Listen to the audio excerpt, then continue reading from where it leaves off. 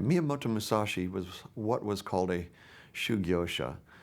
This means a practitioner, a sword practitioner, who would go throughout the countryside, meeting other swordsmen on the road, challenging them to a duel, with the understanding that one of them probably would not survive or would be wounded or perhaps just get off lucky. They were not supposed to have money. They had the clothes on their back. They had perhaps a rattan hat to keep off the sun.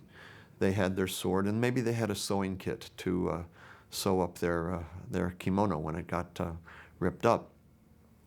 They made their money by working at people's homes or working in a temple if they were staying in a temple, or somehow or other gaining the ability to have a meal and a bath, perhaps. Musashi was a loner. He was someone who went through the countryside having these battles one after another, whereas the other swordsmen, swords teachers, were often attached to a dojo, and so they had the relative security of a dojo and those around them behind them.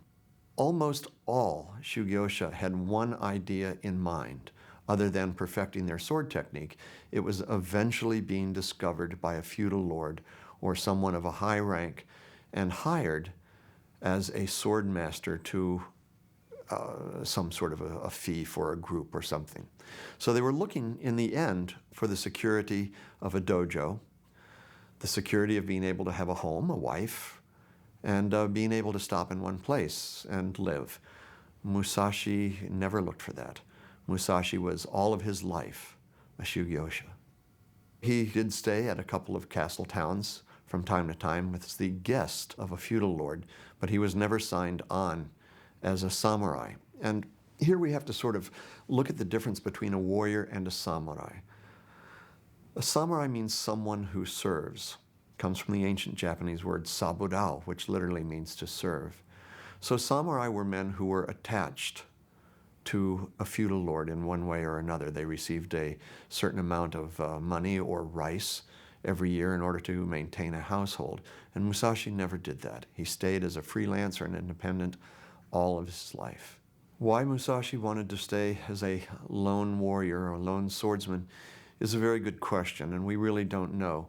But he probably would have said that it is the only way to perfect your art. That once you become dependent on someone, then you have to take someone else's orders, or you have to toe someone else's line at least a little bit.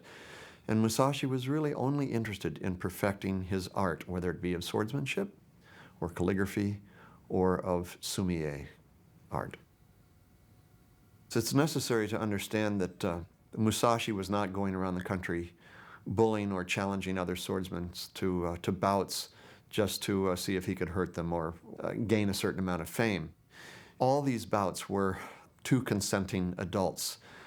All of the shugyosha were trying to do this. They were all bent on meeting other swordsmen, on defeating them, on being able to add to their techniques, and on being able to say, look, I met so-and-so in the field and I defeated him, or I've had so many bouts and I've defeated every one of my opponents. So this was not something unique to Musashi, but during this time is when he must have trained and trained and trained and probably met other swordsmen on the road, so that by the time he was 21, he was already extremely accomplished, and he was able to come into Kyoto and challenge the Yoshioka dojo to a duel.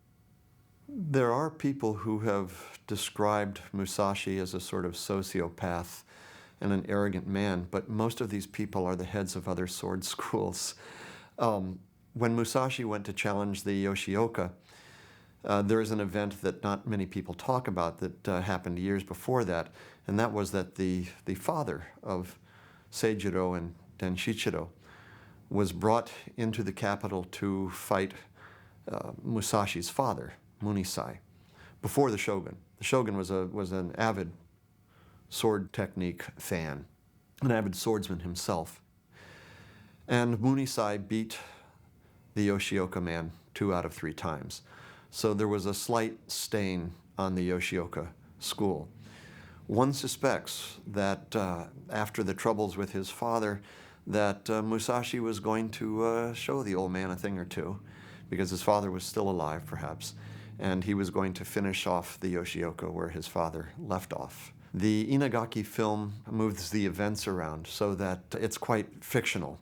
Musashi first challenged Seijiro, and he met Seijiro at a place called the Rentaiji Moor. The Rentai temple still exists, although it's greatly reduced. And Musashi and Seijiro met there. Musashi apparently broke Seijiro's arm and wounded him for life.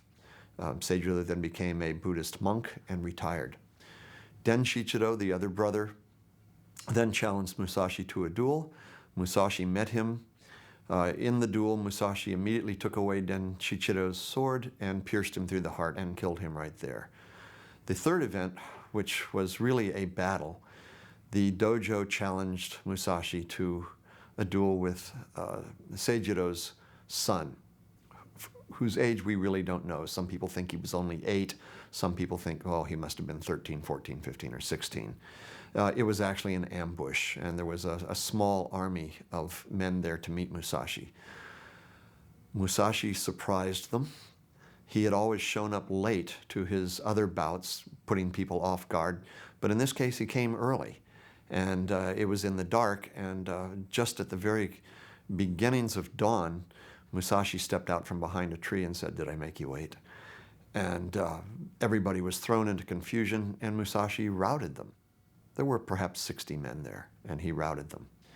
Yes, what happened here was the destruction, really, of the dojo. An entire sword style was kind of wiped off the map.